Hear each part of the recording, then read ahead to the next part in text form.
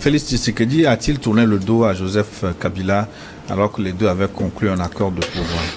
Écoutez, si Félix Tshisekedi voulait être président du Congo, il n'avait qu'à se faire élire et non passer des deals de mafieux dans des chambres sombres. À partir du moment où tu as passé des deals de mafieux face à, comment il s'appelait l'autre là, ce qui était son adversaire, Martin Fayoulou, qui avait été lui-même plombé par une église catholique aventurière. Ça c'est un autre secteur qui paralyse le pays depuis la conférence nationale. Voilà, ça veut dire que l'église catholique a paralysé Martin Fayoulou, elle croyait bien faire. Comme au Congo, tout le monde se réclame de Jésus-Christ, l'église catholique croyait qu'elle ferait un raz de marée sur le nom de Fayoulou. Mais les gens, ils ne sont pas aussi bêtes. Avant d'adorer Jésus, au moins ils pensent à eux-mêmes, il faut manger. Il faut manger. Donc, je vais te dire quelque chose. Le problème du Congo vient de loin. C'est de trahison en trahison. Est-ce que tu sais, il y a un livre écrit par Honoré Mbanda, conseiller de Mobutu. Sécurité. Voilà. Le titre du livre, c'est Crime organisé en Afrique centrale. Mais si tu lis ça, tu vas pleurer. Tout Zaïrois que tu vois devant toi va te faire pleurer. Pourquoi? Parce qu'au temps de Mobutu, il n'y avait pas un seul responsable congolais dans l'armée à partir de capitaine en montant, dans les civils directeurs de cabinet, machin, qui n'avait pas une maîtresse rwandaise. Elles sont très belles, dit-on. Mais ces maîtresses rwandaises n'étaient pas des filles à la recherche de l'aventure. C'était des soldats bien formés, bien entraînés en espionnage. Alors, résultat, chaque soir, les officiers de Mobutu, les ministres de Mobutu, quand ils rentrent à la maison, il prend le téléphone, il parle, la rwandaise, là, il la prend pour une poufiasse tombée par hasard dans son lit, mais elle n'est pas tombée par... Il parle tranquillement. Ah oui, le président, aujourd'hui, on a décidé que demain, machin... Ce qu'il ne sait pas, c'est que 30 minutes après, Kagame est au courant de ce qu'il a dit. Et aujourd'hui, ça n'a pas changé. Quand un peuple concentre toutes ses forces sur la musique, la bière, la danse, les pasteurs, la sape, mais il ne peut pas, ce pays ne peut pas avancer. On veut un dirigeant congolais qui se réveille. Parce que si Dieu pouvait sauver un pays dans ce monde, c'est le Congo qui aurait été sauvé le premier, parce que c'est là-bas qu'il y a le plus de pasteurs et le plus de prieurs. Donc, le problème du Congo avec la corruption, tu te rappelles, au temps de Mobutu, quand les Kadogo, les fameux combattants, rebelles, je ne dis pas rwandais, rebelles, avançaient, le fameux verrou de Kenge, qui donnait droit à l'accès à Kinshasa. Le général Maele, qui a trahi, il a vendu, c'est Maele, tu es officier, tu diriges une armée, c'est toi qui appelles l'armée ennemie pour lui dire, mes troupes sont placées ici, il faut bombarder par là, il faut passer par là. Voilà comment Kenge est tombé et Kinshasa est tombé comme un fruit mûr. Ce Maele, heureusement ou malheureusement, il y a des soldats qui l'ont réglé, son compte est sans pitié. C'est la même atmosphère qui sévit aujourd'hui dans l'armée congolaise. C'est à qui le premier peut trahir. Il semble que le conseiller des affaires militaires de Tshisekedi, mais attends, lui, il a toujours dit à Tshisekedi le contraire de ce qu'il faut faire pour gagner cette guerre. Il ne veut pas gagner cette guerre parce qu'il travaille pour l'autre côté. Mais est-ce que ce pays-là, aussi bien les civils que les militaires, il n'y a pas de gens capables de réfléchir à une solution?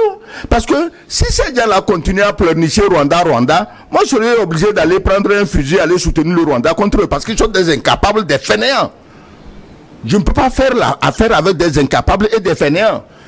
Est-ce que tu vois le Congo aujourd'hui? Tu as l'impression que c'est un peuple en guerre? La dernière fois, j'ai vu des jeunes qui sont allés à l'aéroport de Ndjili pour dire, recrutez-nous, nous on veut aller se battre à l'Est. Ça, c'était de l'émotion. Mais depuis que la guerre se passe, combien on a recruté? Tu dis 200 000 soldats.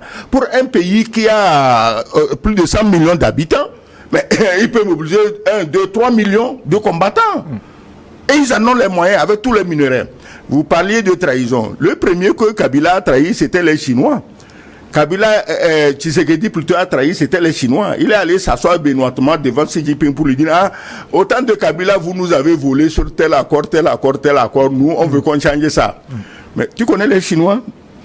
Ils ne parlent pas fort, ils sourient. Et quand ils te sourient là, c'est que tu es mort, le baiser de la mort. Voilà. Donc, Tshisekedi n'a qu'à se ressaisir.